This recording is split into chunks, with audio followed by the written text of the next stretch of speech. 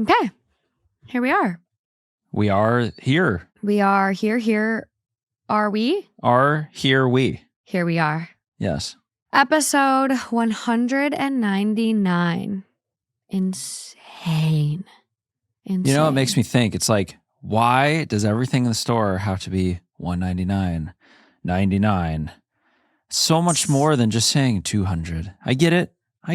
It makes us all think it's cheaper somehow by having it a 1 cent down. But wow, man, I was like, I don't know if we're having some kind of conversation. It's like, well, how much is that one? $9.99. Well, how much is this other one? $10.99. 11. It's like 10, 11, 12. It's a lot. But $199 is pretty good. It is insane. We will be celebrating our 4-year anniversary in February. Episode 200 next week. For the show. Yeah. No, we're 6 years deep. But it's just very surreal and it's exciting. I mean, this year is going to be a really good year, but I don't know. I'm kind of in a weird headspace. Even though there's so much exciting stuff on the pod, LA has been obviously in a really, really tragic, terrible spot this past week. And so I don't really have a theme for today's episode. I just wanted a nice, healthy distraction. I'm sure there's many of you guys out there who are probably in the same boat, whether it's because you live in LA, whether it's because you live in North Carolina, or maybe you're somewhere across the globe and dealing with a tough time. But people cope with things in a lot of ways. And so I'm hoping today we can provide some relief with these crazy stories. The only thing that I had kind of in mind for this assortment is like, who's being too hard here? Like, is anyone being too hard? Is like he being too hard on her or vice versa? Or, you know, so I'm like, life feels hard. So I'm hoping this episode can bring you guys a lot of distraction. But that being said, we did have a Google form that we asked you guys to go fill out if you needed something to start you off on this new journey this year, 2025. And we have so many submissions. So if you go to the link in the description this week, you will find the Google sheet of all of the submissions, whether it's a link for their Amazon wish list, their Venmo, a Cash App. You'll find that.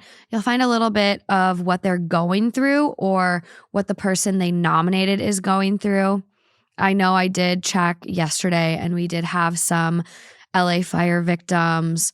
We have people that lost a partner tragically and just need help with diapers and formula.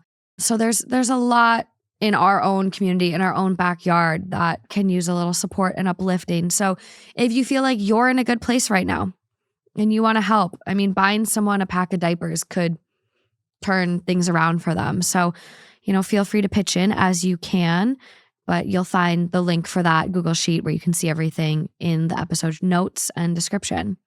That being said, are we ready to get into these ones? Yes. Okay, let's dive in.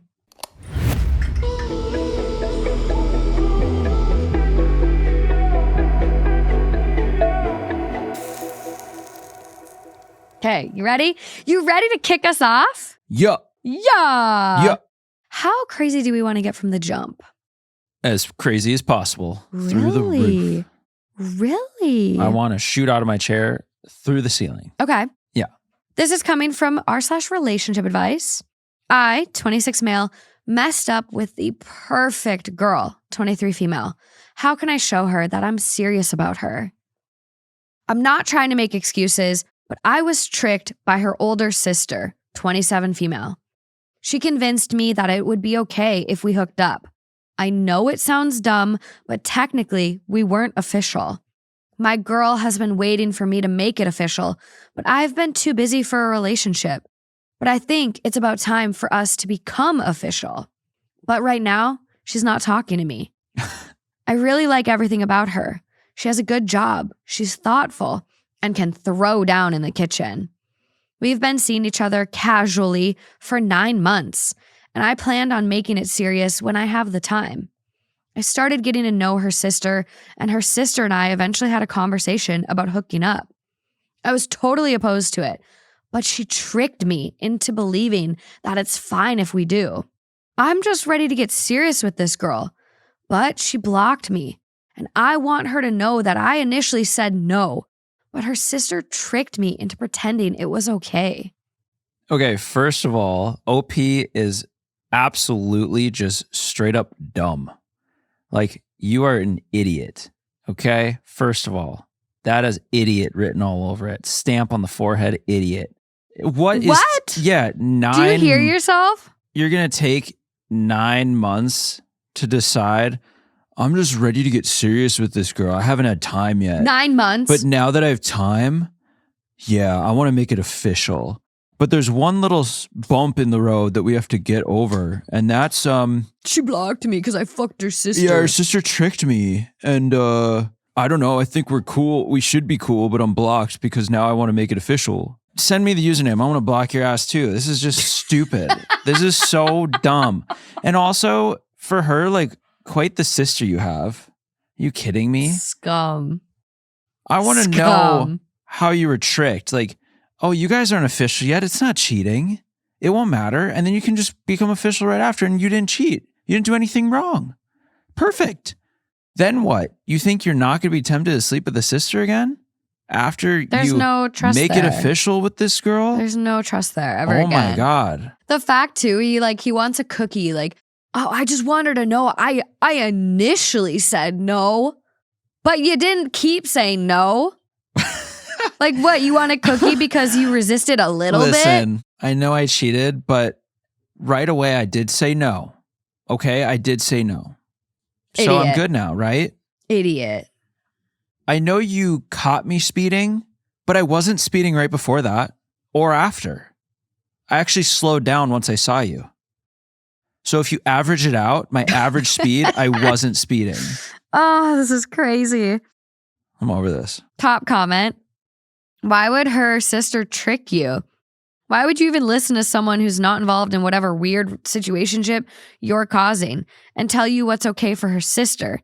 She isn't her, and the only one you should be listening to about boundaries was the girl you were seeing.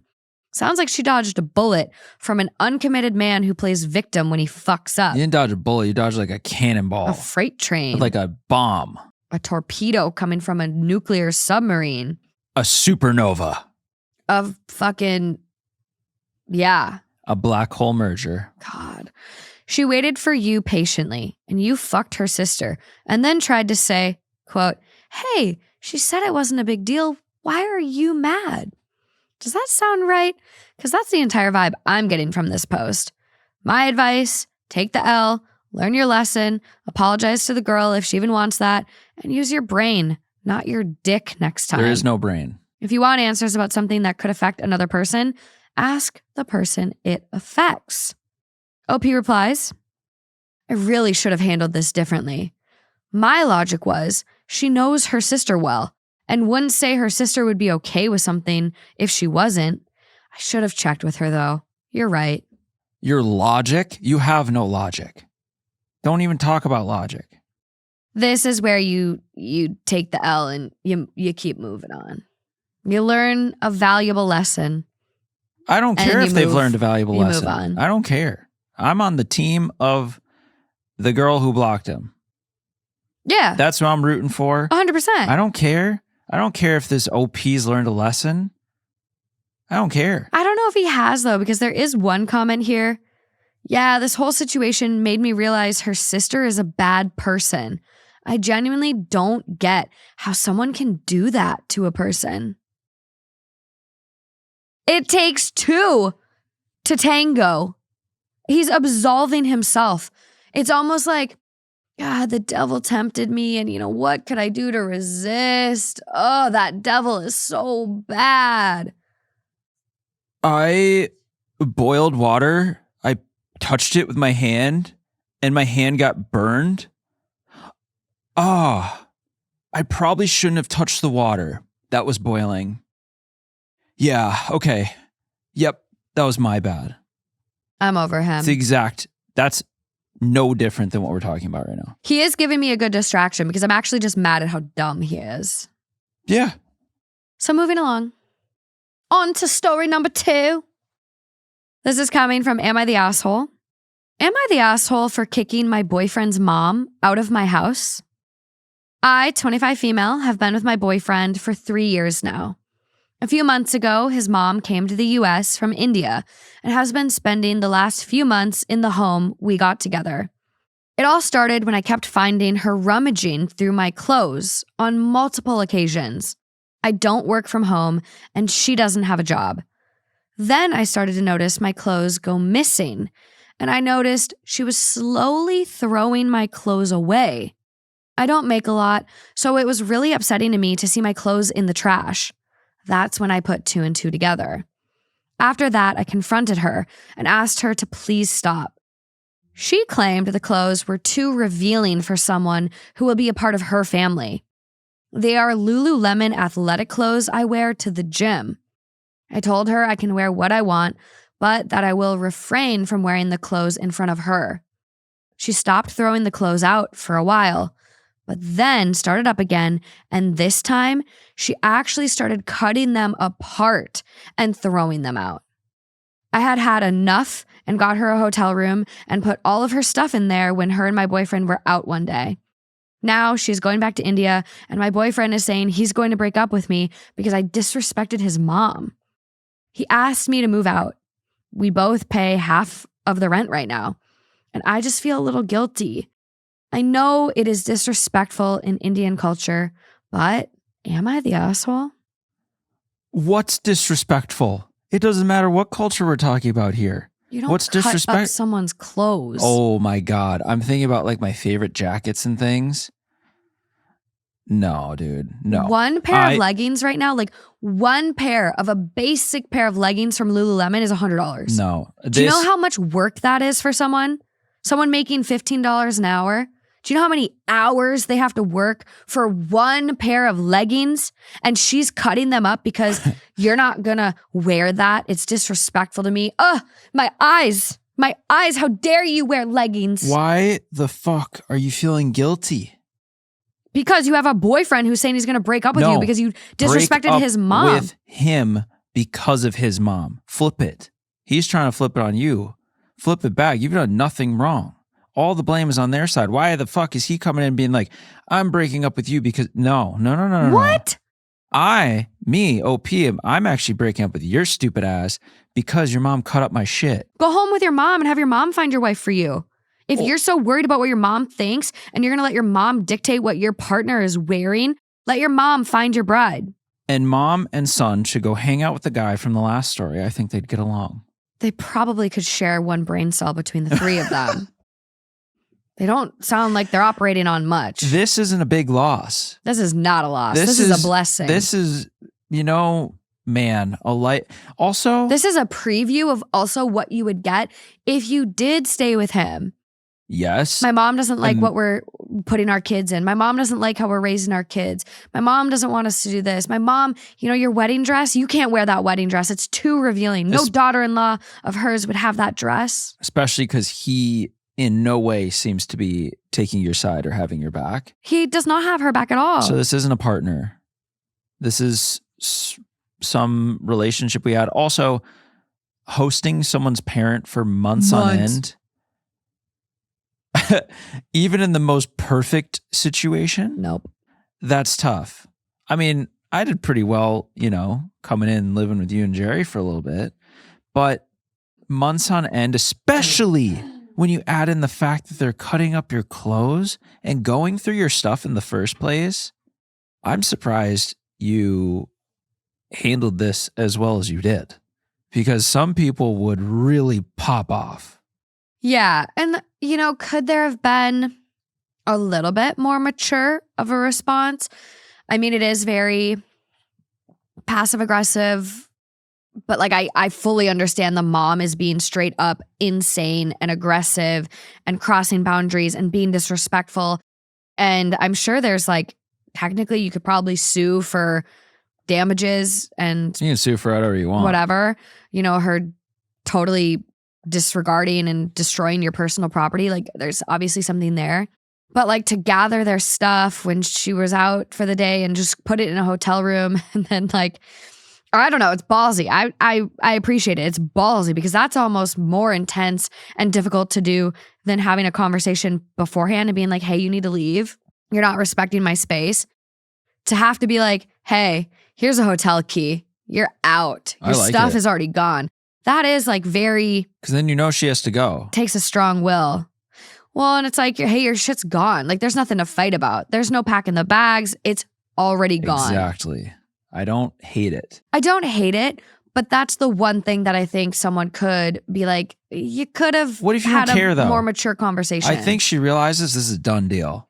But also, I don't know if it necessarily even matters because clearly the mom is immature, the mom is disrespectful. Like you don't need to meet someone with respect when they're only showing you disrespect. Yeah. Like you can meet them at that same level they're at, and putting the shit in the hotel room might have been meeting at her level. Sure. And I know you shouldn't have to go down to someone's level, but this falls more in just the petty category and in the kind of petty that I like.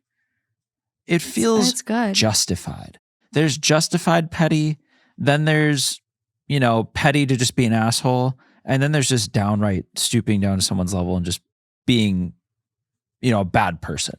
This to me is in the justified petty zone. And I like it there.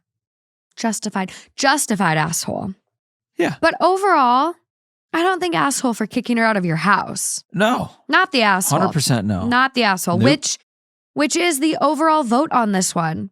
After just 3 short days, people came to a conclusion very quickly. Top comment, thank your lucky stars. She came for a visit and your boyfriend showed his true colors about your relationship. He will always put his mom and her beliefs ahead of your feelings and will never stand up to her for you. I can't even imagine someone cutting up my clothes.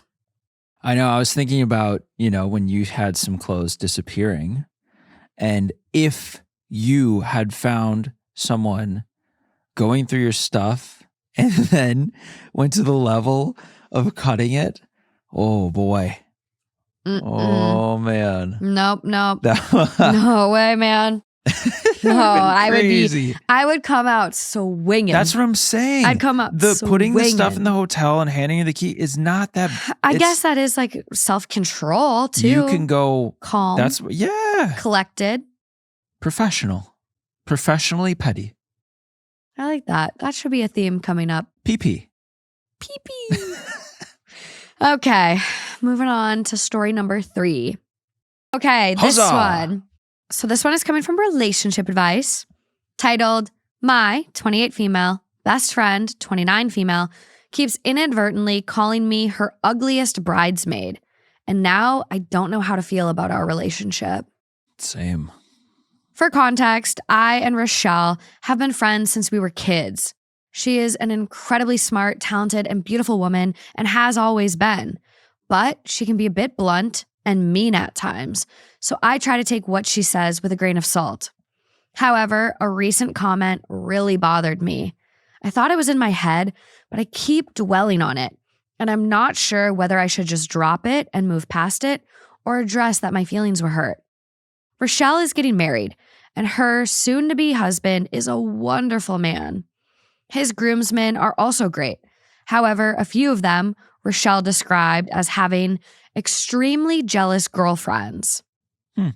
She told me I was paired with the groomsmen with the most jealous girlfriend because I am the least threatening and, quote, he wouldn't be attracted to me.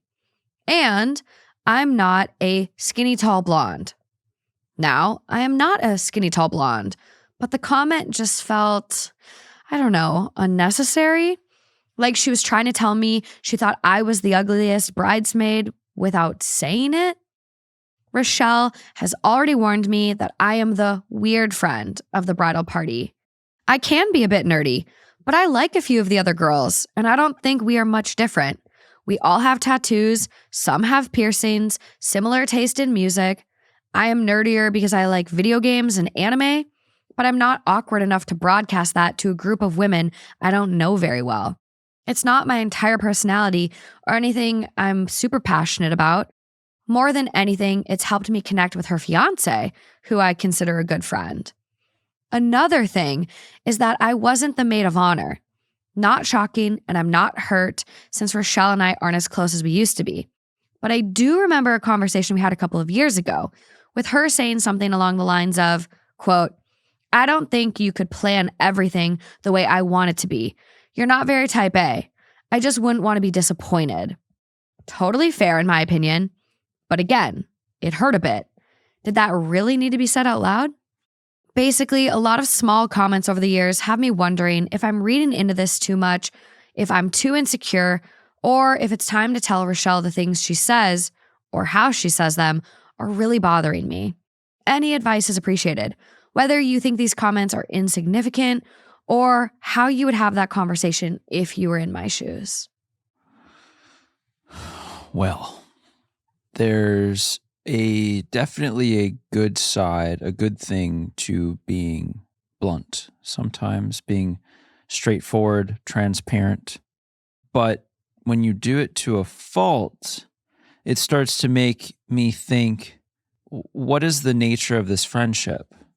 Because I think some people keep certain friends around that, yeah, when you guys are together doing your thing, it can be really fun. You have good conversations, whatever you do, it's a good time. But they keep you around because you are somehow an easy target for them to make themselves feel better about whatever insecurities they have or XYZ. I just think sometimes people will keep, quote unquote friends like that around for times when they're in a big group, it's like this person kind of becomes a punching bag, and it seems like they have over the years. I know. And it's really revealing that side of this right now with this whole weird groomsmen with the jealous girlfriends thing. That's a whole other thing to get into. Strange. This is what it is. Very interesting group of people. But the fact of what she has said to you and the way she's treated you, it's very condescending. No matter how you put it, you don't have to say he won't be attracted to you. He won't this. It's, if you really want to get down to that because you're really trying to mitigate these ultra jealous girlfriends, you could do it in a better way where you're like, his type is all blondes and you're brunette. So we feel like this will feel fine. Something like that, instead of being like, a couple years ago, you're not going to plan my trip the way I want. I just don't want to be disappointed when you wreck my whole wedding. And then B, now it's like, oh, you're perfect for the job. No one's going to be threatened by you. It's just the way everything's phrased. Yeah, it's great that you're really straight up and say things how they are, but not when you're doing it in this, it's condescending is the main word that keeps coming to my head, but it's just flat out mean. And that's where I'm with this one. It's giving mean girl. It's giving someone who is treating her friend like a punching bag. That's the word that really came to mind, where this girl's being treated like a punching bag. And for me, I'm kind of in the boat of, what do you want with this friendship? Because I think this person over the years, you're 28, she's 29 or whatever it is. Like, this is kind of who she is. She's proven her character. You've been friends since you were kids. It's not changing. Yeah. And I'd be curious, have you told her that your feelings have been hurt in the past and she just hasn't changed? And if that's the case, then this is Rochelle. This is your friend. This is who you get. So what do you want? Because it could go two ways, right? If you want to be treated better by this person, you need to talk to her. Okay, there's option A. You talk to Rochelle and Rochelle gets defensive and kicks you out of the wedding, or then you know the true nature of the Rochelle friendship. takes it to heart, becomes a better friend. And then you know you're real friends. Yeah. But there's also this flip side where if you've talked to Rochelle in the past and here you are again with all these snide comments and being the punching bag, you might be better with option B, where you just keep quiet, enjoy the wedding, and then you slowly fade out. Yeah. Or your friendship changes, right? Like there's some friends that are casual and maybe you keep Rochelle more at a distance and you grab lunch here and there because of the history, and you do enjoy her sometimes, but you don't put so much faith or stock into Rochelle because you recognize Rochelle is Rochelle and it's not the nicest. And you try not to let it get to you. But me, personally, I have a hard time being quiet. I do like to resolve things. So for me, I probably would go to Rochelle and be like, hey, I don't even know if you've realized this, but you've said some things to me and I'm feeling very hurt. I'm feeling a little disrespected and I just kind of want to talk about it. You should be able to do that with your friends. And you should be able to. But I will say, kind of judging Rochelle, don't be surprised if you get kicked out of the wedding. Don't be surprised if you get cut off. But wouldn't you rather expose that? I personally, than go there and be there for someone who's just having you up there, what sounds like for numbers anyway? Yeah. I mean, like to even out the sides almost. I wouldn't be surprised. Yeah. I mean, I think that's definitely what it's giving. It's honestly, hearing all this, it's a little surprising they're still friends. But I've stayed friends with some shitty people for a while until, finally there was a straw that cracked and ship went down. I mean, I do think you should confront it and see what happens. Because it's very telling the way she'll react. Yeah. And I mean, it's worth a shot. If you don't want the conflict and you're kind of already into this wedding, like let's say you've already bought your dress and whatever else has happened, then you know what? It doesn't, and let's say all the other people there are your friends too, then go be in the wedding and then fade out like you said. Yeah. But if you've and then got choices. You could talk about this after the wedding if you wanted. You could. But I mean, if you want to be as blunt and straight up as she is, then you could do it now. Yeah. Play her at her own game, really. You could. I will say, too, there's some comments here where I hope our writer also starts to work on herself a little bit. Maybe her confidence, maybe just being more secure. Yeah. Because there's some comments here that I'm kind of like, that's kind of goofy. The one about like, I am nerdier because I like video games and anime, but I'm not awkward enough to broadcast that to a group of women I don't really know. It's not my entire personality or anything I'm very passionate about. Being into anime or video games has nothing to be like ashamed about, to the point you don't share it and you think it's weird if you brought it up with a group of women.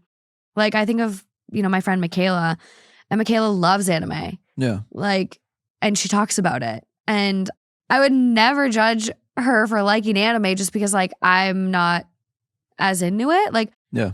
I just think it's so weird. And so to feel like you have to hide yourself or passions or downplay passions and be like, oh, well, I'm into it, but I know they're weird. Like, why are you so into it if you're not passionate about it or you think it's super weird? Like, yeah, it's interesting.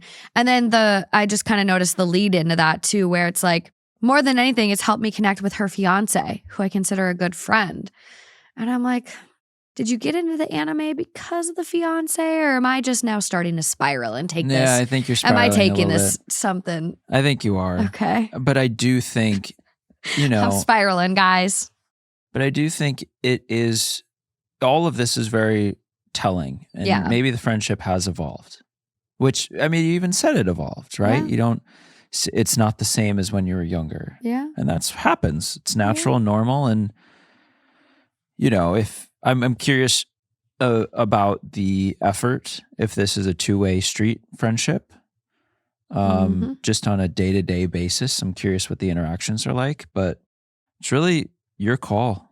It's your call. But if you plan on having this be a friendship long-term, and if a wedding or some major event is in your future, I would really start thinking about it, because a lot of times when you're in someone's wedding, then they're in yours as well. So is she someone you would have standing up there with you? Or, I mean, and if that's a yes, then I'd really try and think about bringing up the topic and seeing You have how to. it evolves from there. If you want this person as a friend going forward and you're tired of being treated like this, you need to address it. Yeah. But option B might be the better option of just slow fade. Depends, yeah. Top comment on this one. One of the best things I realized in my 20s is that I did not have to keep the people from childhood who were not my friends. It's okay to walk away and pick a better one. Yeah. The next comment. This would honestly make me think about your relationship with her. Are you really best friends? It doesn't sound like it from the way she talks to you. What you describe is giving me mean girl vibes. If she talks about you like that to your face, how does she talk about you behind your back? Yeah, no kidding. Maybe minimize your interactions with her and develop your relationship with other friends with common interests who appreciate you. Yeah. Mm-hmm. There is only one comment from OP, and it's in response to this comment, which I'm not sure I entirely get. Okay. Someone goes, have you researched if you are the ugliest bridesmaid? I mean, there has to be one, right? Okay, irrelevant. And OP goes, this is the second best take after fuck the groomsmen. LOL. Thank you. Yeah. I mean, also, that whole groomsman bridesmaid situation is really weird. The whole setup of this wedding is very weird. Yeah. But what I will say about friends is I think there's a lot of pressure on friendships from when you're younger to last forever. Like, oh, we're going to be best friends forever. And the reality is you don't only make your lifelong friends when you're a kid. Mm-mm. Yes, technically, if you were friends for your entire life, you'd be friends for longer. But for us right now and anyone listening, our context of a lifelong friend can also start right now, because our life right now is from now until the end. And if you meet a new friend sometime right now, or in 20 years, or in 30, however many years, you can still meet a lifelong friend, because in your context of now to the future, they would be in your life for the rest of your life. Yeah. So you never really, there's never a need to pressure yourself in a relationship, a friendship, even with a family member, to remain close and connected because of the history. And that's that sunken cost fallacy. And it's hard to get over. I myself have stayed friends with people because of the history. Yeah. And, you know, we can all rationalize that's human. That's normal. Like, but I think you will get to a point where enough will be enough. Yeah. And you might not be there with Rochelle today, but you might get there. But if you can make it better and you want to make it better, try. Otherwise, you got your answer. Yeah. Well, and then also with the being confident about your passions and that kind of thing. Yeah. You should broadcast that. You should start talking about that more, because what if you meet another one of the bridesmaids and they're like, oh my I God, love anime me too. too. And then you meet your next best friend, or just day-to-day life at work. Why are you hiding who you are? If you go out and you put on an anime shirt of your favorite show, you don't know who you'll meet. And then all of a sudden you have all these friends around you that are passionate about the same things, and you don't have to hide any part of who you are. Uh-huh. That's amazing. Yeah. Imagine the feeling of that. Yeah. I mean, I am into werewolf, shapeshifter, dragon, romance books. I'm not ashamed to tell it. And you know what? I actually just had a listener. I was reminded of this thanks to this conversation. Yeah. I actually just had a listener, Miss Lucia Sky, send me her book as a little present to our P.O. box. And it's called Faded Hearts, an Echo of Darkness prequel. And I'm bringing it on our road trip tomorrow, and I'm going to start reading it. But it looks so good. And it's like, I'm into that. Because I've talked about it on a podcast before, I got sent an amazing book from a listener. Yeah. Like, talk about it. You could meet your new best friend and not be bullied and not be called the ugliest bridesmaid, essentially. Correct. Life is too short. And also, your best friend or best friends don't have to also share your passions. No, very but true. If they're a good friend, they'll respect them. Mm-hmm. And you know what? They'll watch the anime show with you, even if it's not their thing, because they just like spending time with you and doing something that you love to do. Yeah. No matter what the hobby or passion is. Yeah. It's just you lift up the ones around you if you're a true friend. Yeah, I think so. Okay, moving along. Wow. This story could potentially use some trigger warnings for toxic relationships, baby trapping. It's intense. So if you feel you can't handle conversations that kind of head down a slippery slope in regards to those two things, please skip ahead. Well, this one is coming from r/AITAH. It is titled, "Am I the asshole for kicking my fiancé out after joking he got me pregnant on purpose?" Okay. I, 23 female, made a post a couple of days ago on here talking about a joke my fiancé made at Thanksgiving, which concerned me. The post got taken down, locked. This is a repost/update. I, 23 female, have been with my fiancé, 26 male, for 3 years. We met while I was on holiday, and a few weeks after, he followed me on Instagram, and the rest is history. We got engaged last year, and a month later, I found out I was pregnant. We have a beautiful 6-month-old. We hosted Thanksgiving this year, and my fiancé was drinking quite heavily, and after dinner, me and my mom were talking about the wedding, which my parents are paying for. I overheard my fiancé tell my brother, who was just as drunk as him, that, quote, he needed to tie me down and get me pregnant before I realized what a dickhead he was. They laughed it off, but it rubbed me the wrong way because our baby wasn't planned. I wasn't ready for a child, and we were using condoms. But after a few instances where the condom broke, I decided it would be safer if I got on birth control. The first month on birth control, I got pregnant. We were told that could happen, and he said he would pull out to be safe, but I still got pregnant. I was scared as fuck, but I personally didn't want to get an abortion. I 100% believe in the right to get an abortion. I just didn't want one. And so I decided to keep the baby. I work for my dad's company, and my fiancé works at a country club. Money wasn't necessarily why I didn't want a baby. I just wanted to do more before I started a family. I spoke to my fiancé about what he said, and at first, he said he didn't remember saying it, which was believable because of how drunk he was. But then he said it was just a joke, and it was meant as a compliment because I'm so amazing. So I said, okay, good, because we're getting a prenup.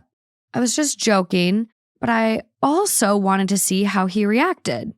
And he was pissed. He said, why the fuck would he sign a prenup when we have a baby together, a house together, and that he would not sign one? How we wouldn't need one because we were never separating, and that me mentioning a prenup is insulting and emasculating. I never felt threatened or anything like that, but he did make me uncomfortable, and he woke our baby up. So I told him to leave, which he did. The day after I kicked him out, he sent me a long, apologetic message about how it was out of character of him to get loud, which it was. He's never acted like that before. And I replied saying, I appreciate the apology, but I still just need a day or two to think everything through. The next day, he sent me a bouquet to the apartment. Sunday, he sent me a booking confirmation of a massage he booked for me at the club and offered to come over and watch our son and cook dinner. Tonight, he sent me a message saying that I'm being an asshole and that I'm taking a meaningless joke to heart and that he's wasting money he could be saving for the wedding on the hotel. But now things that went over my head before, I'm starting to think are sus. But breaking up my family over this doesn't seem right. Am I overthinking this? / am I being an asshole? Oh, I want to know what I want to know what all these other things are. That's valuable context. But regardless, you always hear people say, oh, I don't know why she chose me. Like she's out of my league, that kind of thing, which is a much more sensitive, normal approach to that kind of joke, if you will. But then that way it wouldn't necessarily be a joke. I think a lot of people say things are jokes after they're taken the wrong way or offend somebody. Mhm. Oh, I was just joking. I was just joking. But in any case, I think it was a good time then, a door opened to be able to play the joke game back and say, that's what well, it I'm feels giving you a like. prenup. And you know what? It's a great way to test it, because just as much as he's trying to get out of that insensitive thing being a joke, you can play the same card, but you still haven't steeped down to that level. But that's interesting to me is like, why would you even bring up a prenup unless there's something to be concerned about? Well, I assume there is. Is it the interest in the dad's company? Is she building ownership in that? Is it being handed down to her?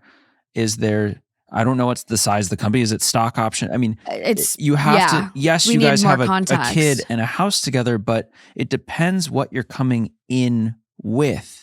An inheritance, I think you don't necessarily even need a prenup. Inheritance is protected in most places. But I wonder if you've had things you've been gifted or something coming in, or who knows? It could be a variety of reasons. It's dicey too, right? Because like I say, and I'm not a lawyer, but like inheritance is protected.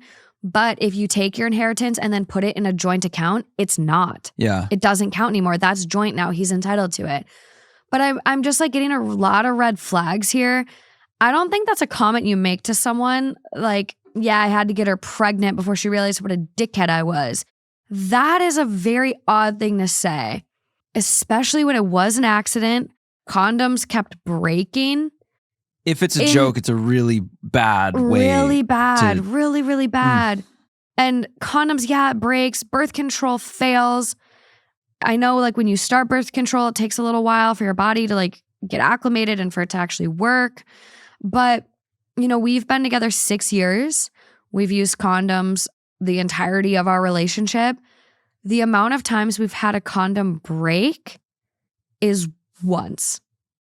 Like they kept breaking. I am sussed. And with the comment, I'm sus. And then his reaction about the prenup, weird. Yeah. If you don't understand prenups, I get it. But to like be so enraged, you're yelling and screaming and you wake up a baby, like that's the other part of this. There's just like a lot going on here. And I'm not getting a good vibe. Yeah, I always get a bad taste in my mouth when it's not normal in the relationship and then all of a sudden something pushes someone to start yelling. And once we cross into that territory, I don't know, I've never been a person to get up to that, raise my voice. Yeah. And some do. Like, I would be very curious for like a psychologist or relationship expert to chime in and like, I'm curious, is yelling ever good or is all yelling toxic? Because like, that's not a part of our relationship, but I wonder if there's any where it's like, I don't know. Some people thrive off of it. It's how they communicate. But literally. So I'm curious. I'd love for someone to chime in, but we've got a lot of comments on this one. So as our writer mentioned, they did post this originally in Am I the Asshole about a month ago, closer to, after Thanksgiving. And the top comment on that post is he said he needed to tie you down and that you don't need a prenup because you're never separating and it's emasculating. The way he phrases these things comes across as really toxic and controlling. What he said to another male while drunk might not have really been a joke either. If that didn't sit well with you, you were right to bring it up. Your joke might have been petty, but that's still no excuse for him to get aggressive, loud, and upset. There's nothing wrong with a prenup per se. However, getting someone pregnant on purpose is a shitty and perverted move. It's not something to joke about. He joked about potentially stripping a living being of her ability to choose for herself, while you joked about a legal paper that is perfectly reasonable and understandable. You might want to have another discussion with him to make sure you're okay with someone who says things like that and to confirm it was nothing more than an awfully disrespectful bad joke. I don't know if you'll ever be able to know. That's the hard part about this. How would you actually be able to, with 100% confidence? You will never fully know. It's, do you trust him? Right. Do you believe him? Or are his past actions poking enough holes to then incite some doubt. Yeah, if there's a pattern. And she's saying there's other things now that have gone over my head that are now That's what I want to know about. So someone says, if we are never separating, then why won't you sign it? Like kind of implying OP should say that. OP, trust your gut. Something seems off. Agree. My husband and I are certain we were never separating. We still signed prenups. Signing a prenup isn't emasculating or a sign of distrust or cheating or a red flag or anything of the sort. Honestly, it should be a green flag, because if someone wants a prenup, it means they want to protect themselves and you in the event of a breakup. Nobody can actually be certain that they'll never split up. That's, I mean, come on. I know. That's what you think people get married? I mean, maybe some, maybe. But do you think people really get married with the intention of, oh yeah, we're going to get divorced?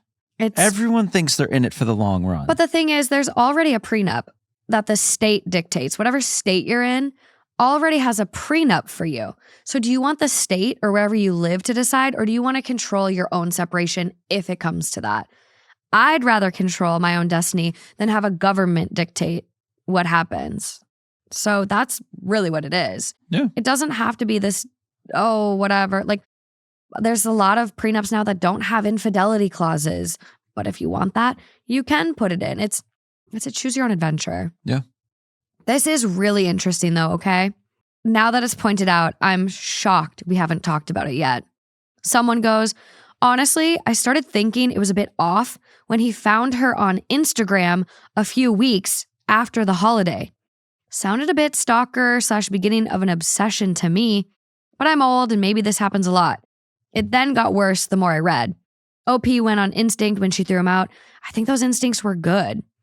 Next one down, her dad owns a company too, so I wonder if he saw dollar signs as an incentive to get her pregnant.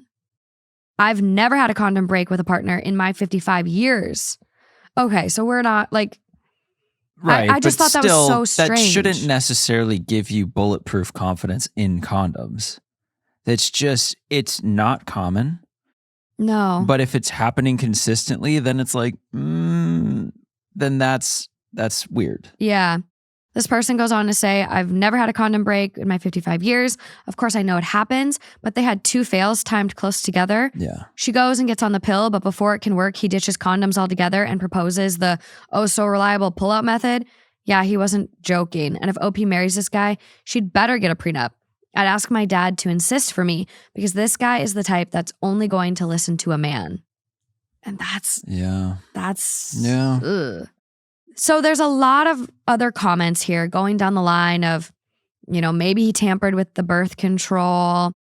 Maybe he switched pills out. Maybe he microwaved pills. I don't know. Your face on the microwave is hilarious. I don't personally know about the truth about the microwave stuff. I've never once thought about putting a pill in a microwave. That's just like two worlds coming together. I don't know. I'm absolutely floored with this one. But we do get some insight into OP. Okay. So someone goes, please do not marry him. Call off the relationship. He wants you to be barefoot and pregnant. Run. The pill is super easy to tamper with. All your ex needs to do is microwave your birth control pills for a short time, and your birth control pills are completely useless. I've never once heard of that ever. Again, I don't know if that's true, but OP says, I didn't know this. Wow. I never even considered him doing anything like that. I take them like clockwork, so it definitely wasn't that I missed a day or anything like that. There's a comment here that goes, I haven't seen it said yet, but you have mentioned in other comments having 2 trust funds, one that you got when you were 18. Does he know this? Think about it. If you don't have a prenup, he'll have access to that trust fund. Don't be naive. And the condom, come on. He totally baby trapped you. Wake up. And OP responds, yeah, he knows about the trust fund. He was at my brother's 18th birthday, where my dad said to him not to spend all his money at once, and he asked if all of the siblings got one, which we did. Valuable context. I am fully on the board of he baby trapped her. Yeah. The way he's blowing up about a prenup. Mm-hmm. It's starting to get very, very fishy. Especially when it's uncharacteristic to blow up. Because I could he's see keeping it that. together. Well, and he's putting all his eggs in one basket thinking, I've got it, this is it. And then she puts in a roadblock of the prenup, and that's the first time he really blows up, and the shoe fits. Dude. So top comment on the second post, right? And this person is in the top 1% commenter. Odd preparation 472. So they mean business here, Okay. I agree with other commenters. Perusing a prenup seriously, which you 1000% should do anyway, will give away how much of a joke your ties together are. Prenups protect both parties. When you talk, I think you should ask him what his real serious issue is with a prenup, especially if it would also protect his assets in the case of a separation.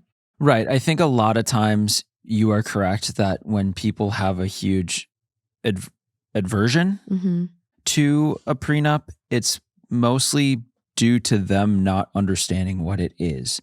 Because a lot of people, I think it's portrayed in pop culture as something that's so negative. And, oh, you just think I'm coming to take all your money and this and that, not understanding that it's not about, oh, then when we separate, like, I'm going to kick you out and there you go, walking down the street with your one bag of shit. It's so much more complicated than that. It really is. Because then assets you acquire, anything that becomes mutual property while you are together and married, the prenup doesn't take that stuff away. No. They're so complicated, it's what you're and they're all different. Usually, yeah. But it is simply to protect both people, and like you said earlier, to allow you two to have the control about your split at a time when you two aren't able to sit down and have an agreeable conversation. I'm total You're team projecting. prenup. You're just preparing that if you get to a spot where you guys are just battling and you don't want to there's a get clear hurt, guideline. take advantage. It's, hey, we at a good time prior, we agreed that this is how things are going to be done. And I think that's really smart. It is. And this comment goes on to say, if you are never going to separate, then why would having one even make a difference to him? Right. A lot of people go on and on. I wouldn't marry him. I'm not sure I'd stay with him. He baby trapped OP knowing she wouldn't get an abortion. That should be considered rape if he was tampering with birth control methods. Did he buy condoms off Temu? Because they shouldn't break like that. Break up with him, OP. He's not a good guy. Yeah, it's getting scarier and scarier as we go on. That's not good. So it's looking crazy. Yeah. And we do find out a bit more. Okay. We have an update. Okay. Update. A lot of people were asking for context. When I said I wanted a prenup at the time, I wasn't being serious. Maybe I was being an asshole trying to get a reaction, but based on the 3 years we've been together, I would have never have imagined he would have reacted the way he did. Why did the joke bother me so much? About a year ago, he lost his job. He was never really clear why. For the next 3 to 4 months, he didn't really do much. He said he was trying to figure out what he wanted to do next, and that was the first time he brought up having kids, indicating that he was ready. We had a candid conversation on my part about how I want kids, just not anytime soon. I enjoy my job. I had trips planned, and I wanted to be married first. He agreed with me that we should wait 3 to 4 years. My dad's company got a contract at the club, which is how he got the job there. But during the time he was out of work, my girls would joke that he's a stay-at-home boyfriend and that I'm the provider and he'd be a stay-at-home dad because I was paying the bills / rent by myself, which at the time didn't bother me. I used to live there by myself before we got together, so it wasn't a big deal. But I guess it was them that first made me question. To be honest, I don't know how long the condoms were breaking. A lot of people are saying they've never had them break, and I can't say I remember it ever happening before. I noticed the first time that it looked like it had split, and then I checked it the next time that it was also broken, which is when I decided to get an IUD, which he didn't want me to. but I stood my ground and we compromised and I got on the pill. Okay. I know we should have continued using condoms, but he said he'd ran out and that I'm on the pill and I don't need them. In hindsight, yes, I should have insisted we still used them, but I chose not to have that battle. I thought we'd be okay. He knew my opinion on abortion and that I wouldn't get one. If I got pregnant, I would raise the baby unless it was for a medical reason. Money-wise, my family's successful. I work for my dad's company. I have 2 trust funds, one of which I got at 18. Before I fell pregnant, I was making plans to start my own house flipping business, but I decided to put that on hold. I still work from home on flexible hours, but he said once we're married, he wants me to stop working so I can focus on our kids and that he'll support us. But I've never really liked that idea, mainly because, although I've never had to worry about money, my parents always taught us the importance of financial stability, and my mom's always said to never be financially dependent on anyone. Plus, my fiance's current salary, I'm not sure would cover all of our expenses. The only reason why I haven't told my dad is because they have a good relationship, and I don't want to blow everything up over an overreaction on my part. Well, it's clearly not an overreaction with this context. You, even without everything else, you are disagreeing on very, very large things. Huge. Decisions about the future, big decisions. And if we can't come to an agreement on those at a minimum, then the rest of this doesn't matter anyway.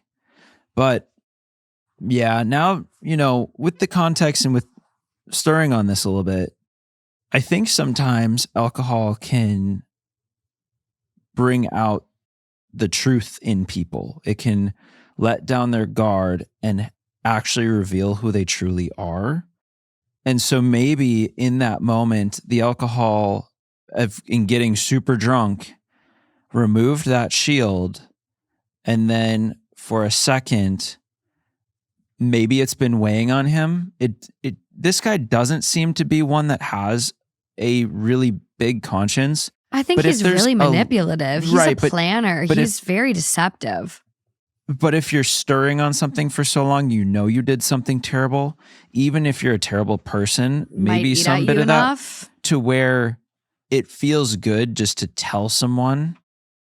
And maybe the alcohol that night got him to a place where maybe you could call it a slip or like a lack of judgment in the moment if you're really trying to hide this.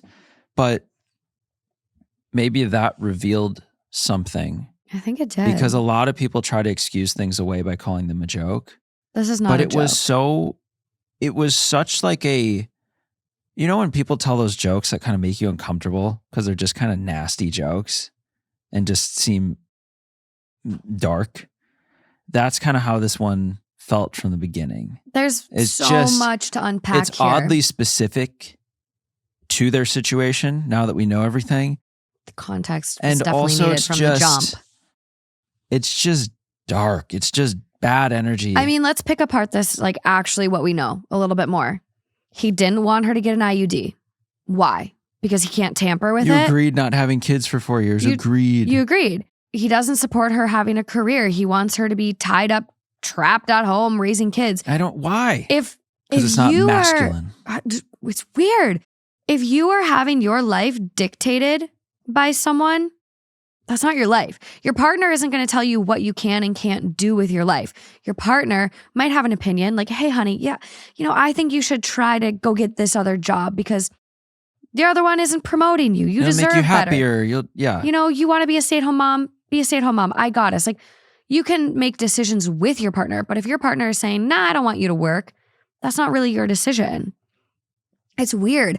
I would rather at this point, if I was this person, I'd rather co-parent with him than be married to him and have him try to tell me what I can and can't do. Unfortunately. I mean, I don't even want to co-parent with him. But you're here now. I understand. Unfortunately. I understand. But it's just, it's just messed such bad up. vibes. It's such bad vibes. But we have another update. Okay. Okay, update 2. I, 23 female, made a post last week about a joke my fiancé made at Thanksgiving while drunk. To everyone that hasn't seen my older post, he joked he got me pregnant to tie me down, and I didn't know what to make of it, so I posted on here to get some outside opinions. I didn't want to initially talk to my family or friends about it because they're all quite close to him, and I didn't want to make a mountain out of a molehill and cause drifts in their relationships. Yesterday, we had a conversation about where I was at, but he said he couldn't go back to the hotel because they kicked him out for smoking in the room. He stopped smoking while I was pregnant, but he said I was stressing him out, so he had to stay at the apartment. While I was on the phone with one of my girls in the bedroom, he came in and took the phone off me and told me to come out and eat. While we were eating, he said that he understood what I said and that things need to change for us to move forward. He then proceeded to list all of the things I needed to do to make things better. His tone, the whole conversation, was just making me uneasy. I texted my dad saying that he was making me uncomfortable when he wasn't looking. I went to check on the baby, and when I came back, I saw him take my keys out of my purse, but didn't say anything. He took my silence as agreement to everything he said and went to bed, instead of the couch like we had agreed. Like everything was normal, I stayed in the living room, and my dad, bless him, drove 6 hours to come and get us. My dad got to the apartment around 5 this morning while my fiancé was still sleeping, and we left. Me and my son are at my parents' house now. My fiancé has been blowing up my phone since this morning. I sent a text to him as we were driving off saying he wasn't respecting the fact that I needed space and time to just figure everything out so he could stay in the apartment and I'll stay at my parents'. We haven't officially broken up or called the wedding off. My parents, who would have paid for it, have said that they don't care if I want to call it off, but I feel bad. But I just want to say thank you to everyone who replied to my original post and private messaged me. I didn't think people would care about me. I feel like every option I have is bad. The thought of being a single mom is scary. If my fiance's behavior gets worse, that would be shit. If we cancel the wedding and cost my parents thousands of dollars, I'll feel guilty. And if we break up altogether, we just got a house together. We're both on the mortgage. We have joint accounts, and I've been with him since I was 19. Being without him for good is also scary. Not one of those reasons is reason to stay with someone that is this guy, that doesn't make you happy, that's manipulating, that's getting straight up scary. Scary. This is scary. Not one of those reasons is a reason to stay. Someone sneakily taking your keys out of your purse so you can't leave. Someone saying, I got kicked out of the hotel and having to stay at the apartment. He wants to keep eyes on her. He wants to keep tabs and control. He's trying to make sure she doesn't slip through his grimy little fingertips. And then you're not a child. You're an adult. You don't need to be watched over, controlled. This is dangerous. This escalates. And to go in to the room as she's on the phone with one of her friends, to grab the phone, hang up and say, come and eat. It's getting worse. Every single thing on this is scary. And then he didn't respect the boundary of sleeping on the couch. He went into the bedroom because he felt like he was owed that. That's my bedroom. Like it's such scary behavior. And it's, some people might look at it and be like, oh, well, he's just sleeping in his bed. No, it's almost intimidating. It just feels so threatening. The answer to the whole first post, everything we've heard, was answered right when you texted your dad. That's your answer. When you felt the need to reach out and say, he's making me uncomfortable. You know. That is when you already made this decision. Don't feel bad. Your parents are not going to care about losing a few grand because thank God you found out now. The sooner the better. You know what also would be expensive? A divorce when you have to go through it with this guy. And fully paying for the entire wedding when it's going to blow up anyway. And guess what? You can get a prenup, and I would be very curious if he asked for alimony. Because the reality is why he might not want a prenup is because he might want alimony. He might look at you as a golden egg. And guess what? Even if you get a postnuptial, you cannot write in alimony arrangements in a postnup. So him being like, oh, we'll dress it later. I don't want your money. Like, no. No, I mean, it's just... He's scary. I'm just trying to think through all those reasons because, yes, being a single mother is very daunting when you're staring at that as the next step. But man, is that just night and day better than what this seems to be evolving into. We all wish we could have the little peek into the future so that we could make these decisions easier. But I don't know if you need... Because she kind of seems like she's in shock. I think and so. It's really hard to make a solid decision when you are so emotional, when everything is like just, when it's all just happened. And with that, let some time pass, hang out at your parents'. I actually think it'd be really healthy for you to start discussing all this with your parents because I think your parents can be some of your best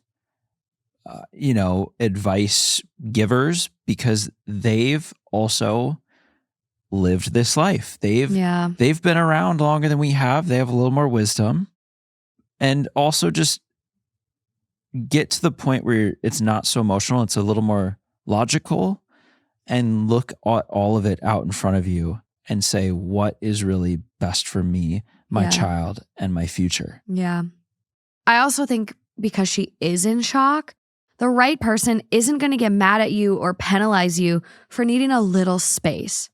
If you say, hey, I know you said it as a joke, but I've been shaken since. I need some space. Your behavior, it hasn't felt like you've respected me. I feel scared.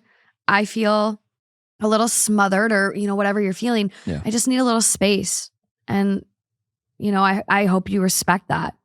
The right person might be sad, might be scared you're going to end the relationship, but they're going to respect that. If they don't, more red flags, all the more reason to leave. There is a comment here that OP responds to, but someone goes, wow, your dad is awesome. That he jumped in the car immediately to drive 6 hours also shows how much of a douche her fiancé is to be perceived by these others. Her dad was probably thinking, finally, the rose-colored glasses have fallen. Maybe, yeah. OP, stay gone. This guy is bad news. Got you pregnant, laid down the law, hid your car keys. Don't feel bad about your parents being out of money for what they have spent. From what you told us about his latest stunt and your friend's commentary about him, trust us, they are pleased as punch that he finally revealed himself to you in terms that you can't ignore. Yep. I'm guessing that they've been biting their tongues, but despite their angst at your choice, chose to respect it and support it. So don't worry about the money, as they are insignificant compared to the emotional and psychological price that you would have paid by staying in this abusive relationship. Best money they've ever spent. OP responds, they said that they didn't like how we were getting so serious so fast and how he moved into my apartment. But then I got pregnant, so they didn't want to seem unsupportive. Yeah, I mean, god damn, that's the ultimate card to play. The parents are so incredibly smart, though, because this next comment points out why. They knew that by being supportive, they wouldn't be isolated from you and therefore could help you if things went south fast. Yep. That's exactly what happened. Yep. You've got good, wise parents. Wow. Oh, I just really am so appreciative. And it's so hard to watch people be with bad people or the wrong people. But the reality is you could be isolating them if you lay down ultimatums or whatever. Or you become the bad guy and it makes the whole thing worse. I know. Because the number one thing that I've seen is people, when they're in bad situations and you try to point it out, they get very defensive. And then they lock down with that person and isolate themselves with them even more. And then that door is closed and it closes for a lot of other people that they would have otherwise maybe listened to.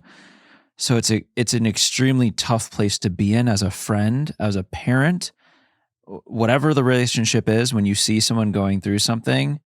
And then there becomes the fine line between, You got to let them learn the hard way, or you got to really step in and say, hey, this isn't right. I mean, these are all situations we'll encounter in life. Mm-hmm. And it's hard. It's hard when you're on the outside, especially watching your child go through it. I can't even imagine. And I think there's one thing here, like, I feel bad. I feel bad my parents will have wasted money. I feel bad. But it's like, what if this escalates? What if you stay with him and it escalates and it gets to a point where It will. it's life or death? It will, yeah. Like, money can be made again. And I know, like, obviously these people are in a very privileged position. Yeah. But even if you don't have money, like, even if you're, struggling financially, like, your life is more valuable than money or wasted money or losing a deposit on a wedding or a house. Like, you can't replace your life. And might you struggle if you don't have money and you have to leave someone toxic? Yeah, that could be terrifying. Yeah. Not knowing where you're going to live, potentially having to go live in a shelter to get away, to be safe. That is scary. But your life is so much more valuable. Like, you only have one life to live. Yeah. And it could get taken from you if you stay with the wrong person. Right. Well, and last thing on this one, I think too is... Well, it's not last because you know what? Oh, another one? I got another update. Well, okay. My last thought for now is that she is in a very privileged situation. Mm-hmm. That should be factored in. That all matters in this context. Take advantage of the privilege you have. Take advantage of the very extremely supportive, amazing parents you have. You already work for your dad's company, so it doesn't sound like you're locked in a certain location. It seems like you can do remote, you can do whatever. So you can move. I would go back closer to my parents are if you really feel like you need to get back on, you need their support and help with the child and as you kind of figure out this new normal for you. But I would take full advantage of whatever you can going into this scary new world. Mm-hmm. But it's less scary than the world you could end up in. And OP is finding a lot of support within her community. So the last update I have, which was posted 3 weeks after the initial post, okay? So this was definitely not playing out one day after another. Like this, This really was a developing problem and resolution. Maybe? We'll see with the update. I made a post on here about my ex-fiancé and a joke he made at Thanksgiving. Things escalated and I decided to take our 7-month-old and leave. We've been at my parents' since then. I didn't go about it the right way, leaving without telling him, and the next morning, understandably, as he was confused when we weren't at home. Initially, I went no contact, and because he couldn't reach me, he called the police saying that he thought I was having some type of breakdown and have postpartum depression, and that he was afraid for me and our son's safety. The police alerted my parents that I'd been reported missing and asked if they had seen or heard from me. And we explained that I left because I felt uncomfortable in the apartment with him. So I started speaking to him again. I told him why I left, but apologized for leaving the way I did. And he also apologized for everything that's gone down. He said he'd bought stuff for me and the baby for Christmas already and wanted to give it to us, so asked if he could come to my parents' house at Christmas. It was our son's first Christmas, so despite what's going on between us, he's still his dad, and I didn't want to make him miss out. I explained all this to my parents, who agreed to let him come, and we had a good day. He brought this stuff like he said, and he was respectful and didn't drink. It felt like how it used to. He came back the next day because he had left his wallet. But we talked for a while. He promised to stop drinking because that was what caused everything. Him getting drunk and saying some stupid thing without thinking. And he was all right with us postponing the wedding, saying he just missed his family. He asked if we'd come back with him, but I said I wanted to stay here. He said he understood. We didn't speak for a few days, and he sent a care package with things he knew I liked, and he wrote in the letter that since all my stuff was still at the apartment, he wanted me to have things that reminded me of home. I called him to say thank you, and we FaceTimed so he could see the baby. I went out on New Year's Eve with some friends from high school, and the day after he texted me asking if I got home all right and if I was hungover. I said I was fine, but then I realized I didn't tell him I was going out. So I asked how he knew, and he said he saw me on an Instagram story and knew it was my first time drinking since giving birth. He said he didn't go out and could have watched our son, but I didn't plan to go out. Originally, I was going to stay home, but my mom encouraged me to go. And by the time I decided I was going, it was too short notice. He wouldn't have been able to come in time, since it is a 6-hour, maybe longer drive depending on traffic. But I could have at least let him know, I guess.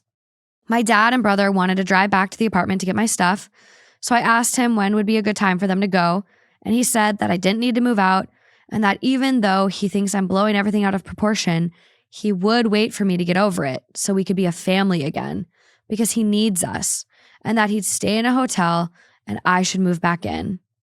The wedding's been canceled. My parents lost most of the deposits, which I'm going to pay them back. And everyone I could tell that the wedding's been canceled to, I've told. I'm not sure if he's done the same.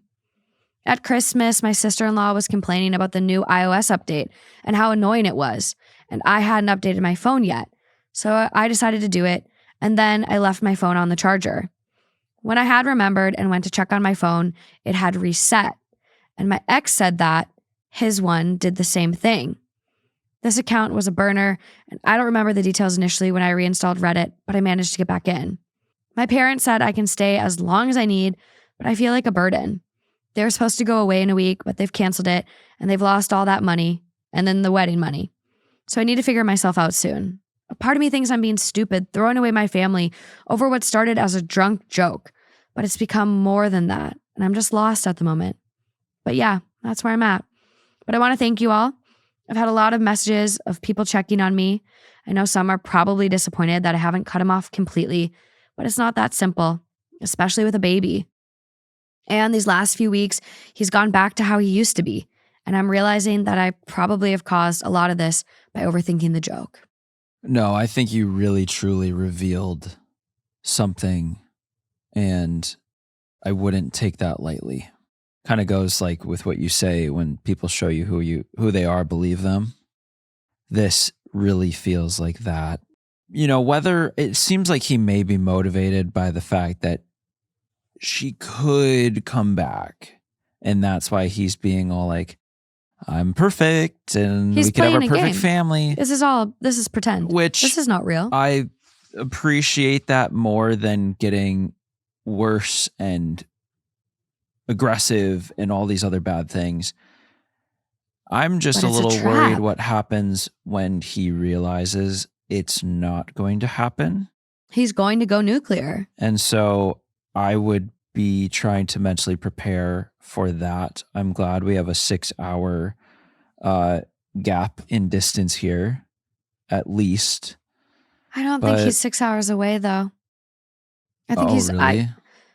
How did he know she went out? I think he's following her. Maybe, or it could be on story. I mean, it's not the weirdest way to find out. So OP does clarify. I don't know whose Instagram he saw me on, to be honest. I haven't been able to get into my account since Christmas. It's so old, I don't even remember the login details. Well, okay, but like maybe you're on another friend's story, but like that's what I'm saying. But still, well, and I wouldn't put past him to be checking friends' stories and things like that. But I don't know. I think we're in a good place. I think the hard decision has been made, and you're just dealing with the reality of that sinking in. Yeah. Well, and I do just want to say, like, I think we all know, like, his promises, his love bombing with gifts, massages, flowers, you know, throughout all of this. Like, I think a lot of us can recognize that this is very toxic, manipulative behavior. Forgetting the wallet. He left it there on purpose so he had an excuse to come back and chat. Like, we all can see through this. Yeah. But for someone who's in it, you know, we talk about this quite a bit. It, on average, takes someone 7 attempts to leave an abusive relationship. And a lot of that is from promises of change. I'll stop drinking. I'll get better. I won't yell. I'll be nicer. Well, and they make the person feel like that they're crazy. They're overreacting. They're blowing it up out of proportion. I'll wait. But I still think you're blowing this up out of proportion. Exactly. But I'm not. these are my feelings. Yeah. If you were decent, you would just say, I respect your feelings. I'm sorry I made you feel that way. I'm going to work on things. I'm going to respect your boundary. Take all the time you need. Not, I'll wait, but you're blowing it up out of proportion. Well, yeah, but your type of response would be way out of character for this guy. That's not him. He wouldn't even be able to think through sending that. No. So I really, really hope she looks at the comments and just figures it out. And I hope she doesn't need another attempt. I hope that the family can really support and maybe just start being honest. Like, hey, this isn't good. Because at the end of this last update, I don't feel like I'm in a good spot with it. I feel very nervous that she is going to go back. My gut is saying that she won't, but it's also not impossible. I just think as the reality of big life change sets in, whether for better like this, you do have a lot of, well, what if this, or am I doing this? You have a lot of thoughts that circulate through your mind, and it can be very confusing, but I think that enough has happened to where it's just not, I hope that she doesn't turn. Because the other thing too is once you break up with someone, all you can remember is all the good things. Rose-colored goggles go back on. But you got to keep reminding yourself of the bad things. And specifically on this one, I think take yourself back to the moment when you texted your dad. That shouldn't ever have to happen in a relationship. And so I would go back to that moment anytime you're even thinking about, oh, maybe he is back to normal and that was just a weird thing. Like, no, you had to get to that point. Well, and what's so frustrating is like OP does recognize certain things. Like, I do think him calling the cops and feigning worry, I think she's got PPD. I'm worried about the baby. Yeah. He wasn't worried about the baby. He wanted her to be brought back. Yeah. It was a control thing. And she recognizes that. In the comment here, he knew where I was. He called the police to be conniving. He's only asked to see the baby twice, LOL. Yeah. I'm not keeping the baby from him because people were accusing her of keeping the baby from him. He's watching the money run away. That's what he's doing. I mean, so she gets it. She does get it. But again, is like second guessing herself. Why? I get it. But I'm like, I just want to just scoop her away. The top comment on Boru, best of Redditor updates, kind of summarizes what I'm feeling a little bit, maybe. This was so frustrating to read, like watching the woman in a horror movie go into the murder house, even though people are warning her not to. Yeah. So. That's true.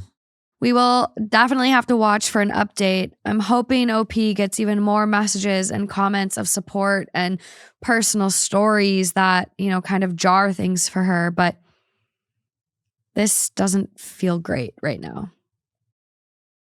So moving along. This next one, I'm pissed. Oh, great. This is coming from r/relationship advice. It is titled, My 26 female boyfriend, 30 male, got me Pokémon for Christmas, and I can't let it go. Do I call it quits or work it out? For context, my boyfriend and I have been together for 3 years. Since I've known him, he has always loved Pokémon.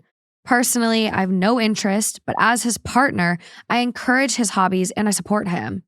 This past Christmas, we had a few brief conversations about Christmas budgets and have mentioned to each other things we have been wanting. I knew Pokémon packs were at the top of his list, so I made sure to get him some. I mentioned wanting a few beauty products and a specific hoodie. Well, Christmas comes around, and to my surprise, I opened my gifts. The first one was a pack of Pokémon cards. Okay, whatever. The next one was a booster box of Pokémon cards. I stop and ask him if he's joking, because this must be a joke, right? Well, he smirks and tells me to keep going. I open my next gift. It was another booster box of Pokémon cards. He was full of excitement while I opened my gifts. That's it. Those were my 3 gifts. I am not and never have been interested in Pokémon. All caps. After this, I told him I needed a moment to myself. I went to our bedroom and took a moment to gather my thoughts and lower my temper. When I came back to the living room, there he was on the floor. Both booster packs and the pack of cards he got me were opened and sprawled across the floor. I was in shock. Not only did he get me gifts that I didn't want, but he actually got them for himself and tried to play it off. I've been trying to move past this as I did not want to seem ungrateful, but I just can't believe he would do something like this. Every time I tried to bring it up, he told me how expensive those booster boxes were and how I made him feel bad for not appreciating my gifts. Am I being ungrateful, or is he just being a jerk? No and yes. I thought, I didn't, but I hoped, because it's a Reddit story, right? I was hoping it was the first pack, like, hey, I'm getting you your own set because maybe we could play sometime. Yeah. I want to bring you into my world. That's I know cute. You're not into it, but hey, let's just try it. If it's like a little stocking stuffer and like a couple, and then like, the next box for is the hoodie and all the beauty products you wanted, right? That would have been kind of just fun and playful and just like, hey, maybe just try it with me sometime. But holy shit, dude. What? Yeah, I mean, this is, it's not like you guys didn't discuss the gifts or what you wanted. You even talked about the budgets and all of this. I know. So anyone that wants to make you happy and give you a great gift would get you what you wanted. It's really not that difficult. And there's no way to make an excuse. And also now the behavior of pouting and saying, oh, you don't know how expensive those were, and you're not appreciating the gifts I got for you. That wasn't like, for shut me. up, dude. What is going on? A gift is like meant to be something that someone wants, that is meaningful to them. It's thoughtful. It represents them, or you saw it and thought of them, or you knew they would enjoy it, or they asked for it. A gift is not getting something for yourself and slipping it in so you hope you get to benefit from it. It's reminding me of our friends down in Irvine. I was just going to say that. Who got his sweetheart a vacuum for Valentine's Day. And vacuuming was like his only chore.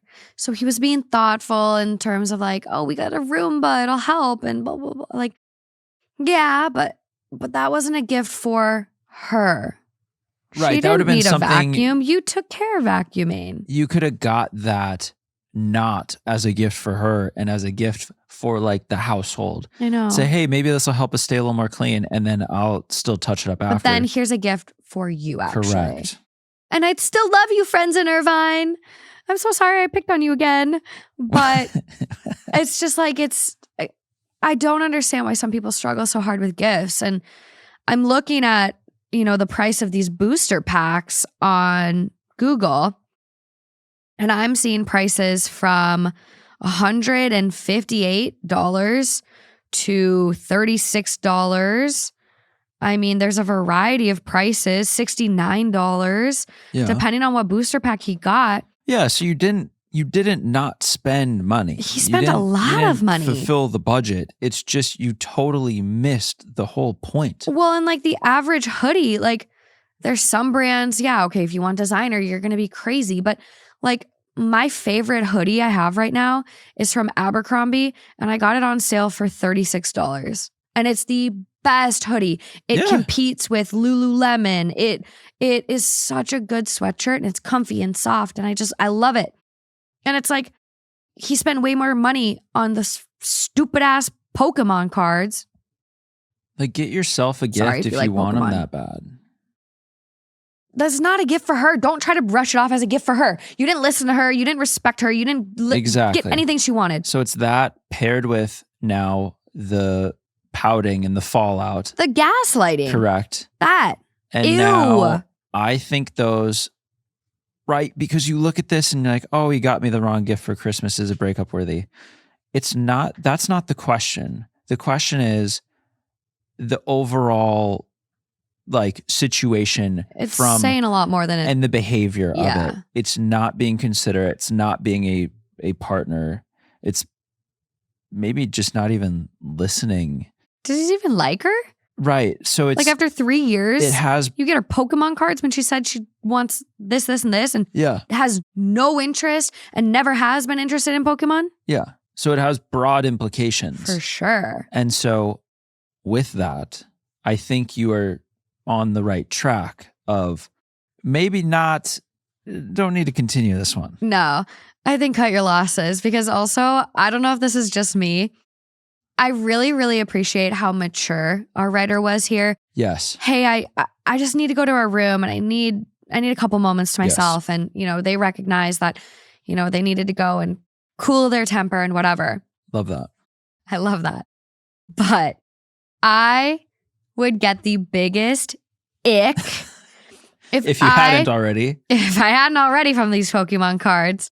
If I walked out and saw my partner opened my present and was playing with them on the ground. Like legs kicking in the air like a kid. Oh, just barf. Drier than the Sahara Desert. Barf. There's tumbleweeds rolling down there. I'm so dry. Like, ugh, the biggest ick. Because that's just the visual. Yeah. Yep. That clearly wasn't my gift. And you know what I would have done? Because I'm maybe crazy. I'm feeling crazy right now. I would have taken all those Pokemon cards and I would have poured water on them or put them in the oven, or like I would have just been like, it's my gift. I can do what I want with it. Like, fuck you. And I played Pokemon as a kid. Like, I have so many Pokemon cards, but like, I'm mad because all she wanted was a little hoodie and a couple beauty products. Yeah, it's not hard. Not hard. There's no comments from OP on this one. As of right now, it's a day old. Maybe we'll get an update. I, for sure, would love one. Same. We broke up. It's done. And I threw the Pokemon cards at him off the balcony. No, and then you can still collect them and retrieve them. True. Keep the But cards. it would be satisfying Keep the cards. watching him run around a yard trying to pick them all up. I don't know. It might give you the bigger ick. I already had a big one. It's fine. It's done. Confirm your decision. Yeah. Okay. Well, let me know if I'm overreacting on this one or if it was a thoughtful, well-intentioned gift. I would like to know. Nobody is going to say that. I would like to know. You know who would say that? The guy from the first story. I think you got her a pretty nice gift. Probably. Same energy. Okay. Are we ready for the coin flip? Oh my. Last but not least. Yes. You got the coin ready? Well, okay. We have a choice. Okay. Penny, dime, nickel, quarter, SB, Anthony dollar, Eisenhower dollar, or Palladium eagle. Palladium, for sure. You like the look of that one? Beautiful. Okay. Option number 1. I trapped my neighbor's cat and sent it to the local shelter. It's going to be heads. Okay. Option number 2, which will be tails. Am I the buttface for telling my best friend I can't be her maid of honor because she's cheating on her fiancé? Let the coin speak. Tails. That was a long flip. Cheating Damn, that thing was in the fiancé. air a long time. Okay.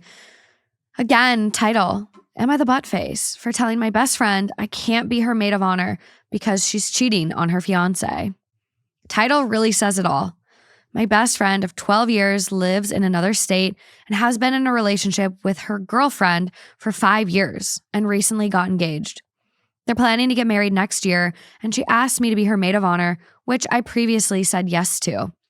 Over the last couple of months, she's been confiding in me that she has been cheating on her fiancé. And I don't mean one accidental thing. I mean having a full-blown, intentional, ongoing affair.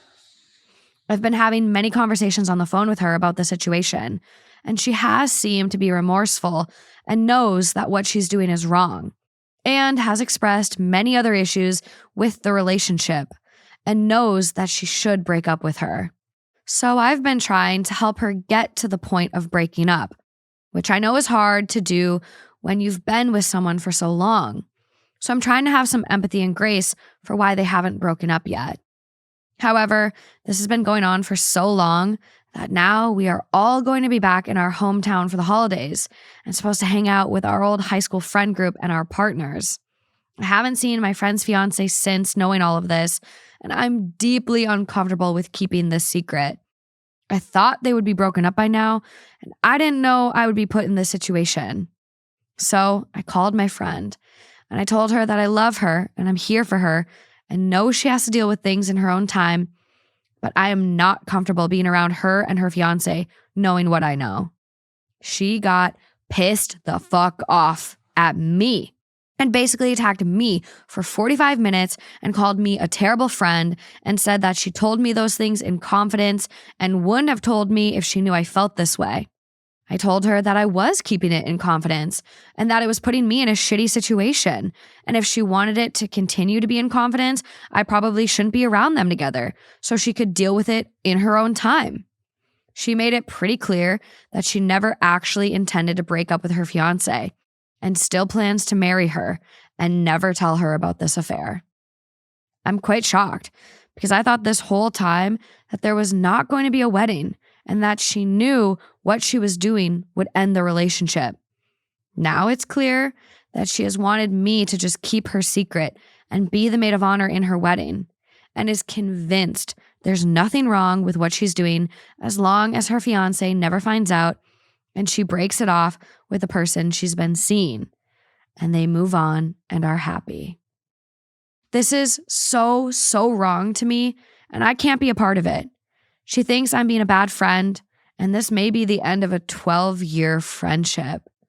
Am I the buttface, though? No, I think it is the end of a 12-year friendship because you are at a moral impasse. You're at your limit, yeah. And with that, you don't want to be around her and her fiancé because of the actions and all of this stuff that you disagree with. Now, that is also being applied to your friendship, where you have just been a convenient confidant that she can rely on to clear her conscience and not be the only one stuck with all this stuff. Yeah, that's what it is. And it's then like still trying to lighten her guilt. you, and now you have to carry that. And in doing so, that in itself, you don't agree with the actions. I mean, how can you continue a friendship with someone that you just cannot even morally respect? You can't. And I think like this could have gone maybe a little differently if, as OP went to the friend and was like, hey, I know you need time to deal with this and it's not easy and whatever, but I just can't be around you.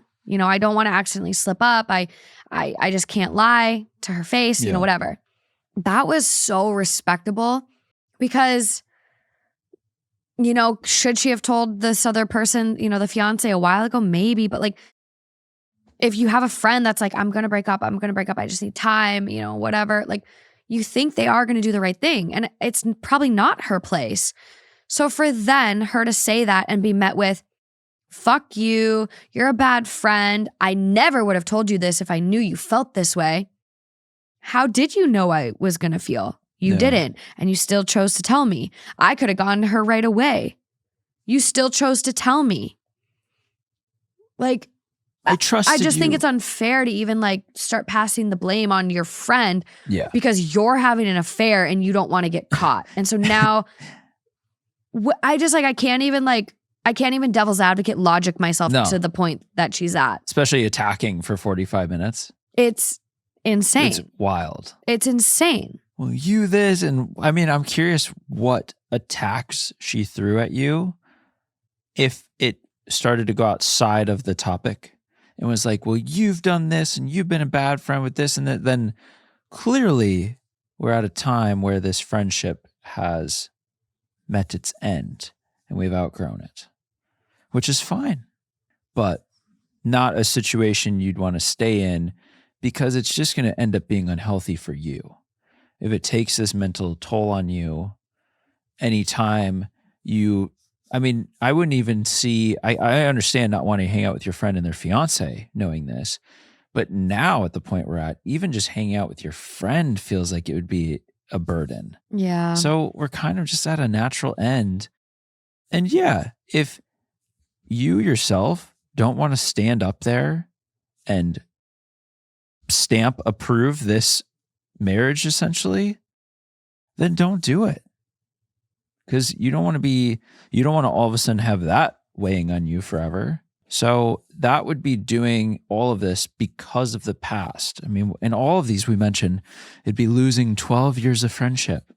Well, be grateful you had the 12 years, but it's not the same now. You're not going to have any other valuable years you look back on if it's going to stay like this and be like, I'm so glad I have this friendship and that's lasted this long. It's different now. Cherish what you had, but it's not there anymore. No. You just got to move on. And I honestly, if you're already at a point where you're okay losing this friendship, definitely tell this other person because they deserve to know. They really do. OP is getting a lot of support in the comments. So much support. And I love a lot of people sharing personal stories. Someone says here, I ended a friendship of 7 years because my ex-best friend was cheating on 2 guys at the same time. Prior to that, she hurt another guy by cheating on him, then taking his virginity after cheating on him. I told the 2 guys she was cheating on the truth because I was like you, trying to be a supportive friend, ignoring my moral compass, trying to be the fucking cricket to her Pinocchio. And she just didn't care who she was hurting as long as she was happy. So I told the guys the truth. They thanked me and she hated me and called me a terrible friend. Truth is, she was a terrible person and those people deserved better. Yep. They deserved to not be in a relationship with a cheater and a liar. I would tell the fiancé the truth because they shouldn't get trapped in a marriage with a cheating liar. OP replies, thank you for sharing this experience. Another person shares their experience, not the butt face. Your friend is not who you thought they were. Of course you're uncomfortable. She is asking you to act immorally and lie to everyone to continue to see them as a couple, smile, laugh, chat to the fiancé, all while you know she's getting stabbed in the back by your friend. Yep. Plus, you're supposed to stand by her for her wedding as a maid of honor. What honor? There is no honor in your friend or her relationship. Your friend is not struggling with her conscience. She's only sharing with you to allay her guilt. She is not so over that she is now trying to make out that you're the immoral person. Yep. Think very carefully if you want to continue to be friends with this type of poisonous person. Think carefully. And is supposed to live and honor her fiancé? You see what she is doing there. What kind of friend do you think she really is to you? And OP has a very good response of, this is a really perceptive response and I appreciate it so much. It really is shocking that she's just not the person I thought she was. And when I told her I couldn't lie for her, she had the nerve to say she wasn't asking me to lie, as if acting like everything is fine and hanging out with them as a couple isn't lying. I don't really know how I can trust or respect her as a friend after this. Right. And you can't. Yeah. You can't. There's a couple other comments from OP, just kind of adding more context based on questions. One is, I don't really know my friend's fiance. I don't even have her number. Unfortunately, we don't have any mutual friends. I've only met the fiance a handful of times and don't know anyone in her inner circle as they live in another state, which I think, again, kind of points to why this friend did confide in her. Like, she's disconnected. She can't tell my fiance. I'm in the clear. Yeah. Yeah, I'm not refusing to tell. I was just under the impression that the breakup was imminent based on the conversations I had been having with my friend up until now. So this is a bit of a shocker. Thank you. It's very disorienting. This last comment I have from OP is really kind of icky. Someone asks, could your friend and fiance be swingers? Edit, do they have an open relationship? You might want to say to your friend that you are not comfortable listening to the open relationship info. And OP goes, no, it is fully an affair. The other person is not consenting or aware. Yeah. Tell her. Because I think you answered it very clear in your comments. You don't know how you can respect someone like this going forward. Quite frankly, you can't. Yeah. So good riddance, goodbye. Off to bigger and better things. Yeah. Well, that was an emotional roller coaster of crazy people. Crazy people. Yeah. That's a good way to put it. I don't even know what I'm going to title this one. I need help. It's going to be shocking when you guys do see the title when it gets posted. I'm scared. But thank you guys so much for being here. Again, episode 199. How? We have read hundreds and hundreds of stories at this point, and hundreds more on Patreon. I'm kind of at a loss. It's like the second episode of the year, and I think you could say thousands. Wait, I have read thousands of stories. Yeah. It's truly incredible. And I'm so thankful for all of you. I was talking to someone today because we did a tarot card reading for our group T, and someone was going through kind of a tough career, change. And our lovely reader, Martina, gave this great analogy of like ponds and how like you might outgrow your pond. And we had a lot of really good cards pulled today for people. And a lot of it kind of related to me. And they were like struggling to get into grad school and, feeling discouraged by that. And I was like, but don't. Like, I didn't get into the grad school program I really wanted in Minnesota. I got into one here in Los Angeles, and I took a chance and I went. And if I wouldn't have done that, I would not be in the life I am. It would be so vastly different. I wouldn't have my amazing fiancé. I wouldn't have the friendships I have. I wouldn't have this podcast and this community and this amazing life because of it. Like, it would be so different. So scary to think about. I've been reflecting on it all day today, just how grateful I am for, all of this and how much I love all of you guys and making this a reality, making this life a thing, having this show.